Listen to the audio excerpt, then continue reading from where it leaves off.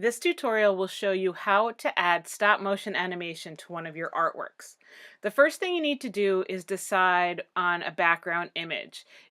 If your image is in Google Drive, you're going to find it in your class folder, and then you're going to click Send a Copy and Save Image.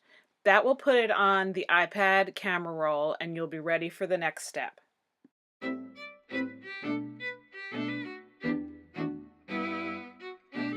And you're going to open Stop Motion Studio. If somebody left a project open, you're going to have to hit the back arrow and then hit New Movie. Once you get into Stop Motion Studio, you're going to set the settings to green screen, and you're going to see it turn black.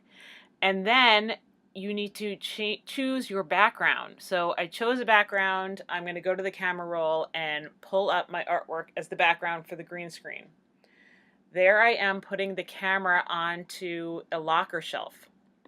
So your setup is going to look something like this. I have a locker shelf standing on top of a green poster board. That's going to be my green screen. You need to be careful to set up the iPad in such a way that you're not going to see those black legs of the stand in your photo.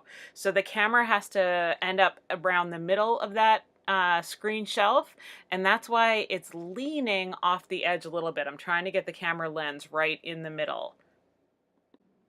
Okay, so now I'm ready to start taking pictures. I grabbed a little toy dinosaur from the shelf in the art room, and you know what I realized right away? The dinosaur is green. I'm trying to use a green screen. I can't see him at all. So one thing I can try is playing around with the sensitivity. But, you know, he's green on a green background. It's just not going to work very well. So I went back and I tried grabbing one of the yellow dinosaurs. I'm tweaking the sensitivity to make sure everything looks great. You don't want it to look foggy. Sometimes if you go too far, you can see kind of a haze around whatever you're photographing. I'm going to move him a little bit, take a picture, move him a little bit more, take a picture, move him a little bit more, take a picture, and I'm just going to keep taking tiny little steps and snap the camera as I go. Now once I get my dinosaur up to that green building, I'm having a problem again. I'm using a green screen, the building is green, the app does not like it. I can try playing around with the sensitivity again, but basically, you know, yellow and blue make green, and so I'm having a hard time with this yellow dinosaur, almost as hard a time as I had with the green one. So what I'm going to do is I'm going to turn him around and I'm going to sort of walk him out of the screen, and instead I have these little sheep that I drew on some paper and I cut out, and I'm going to use them instead. There's one more trick that I want to share with you, and it's how to use the onion skin. Over on the left side of your screen, you're going to see a slider. If you slide it just a little bit down, you're going to be able to see the ghost of the photo, the last photo that you took.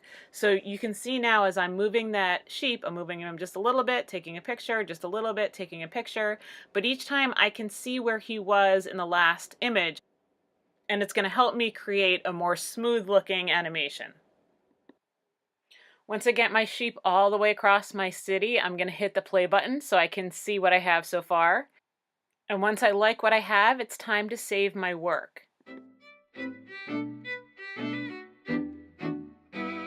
In the lower left side of the screen, I'm going to hit the back arrow.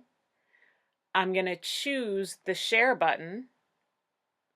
And then I'm going to choose Export Movie. I want you to save your movie to the camera roll. So you're going to click where it says Save Video, and that's going to export your animation to the camera roll.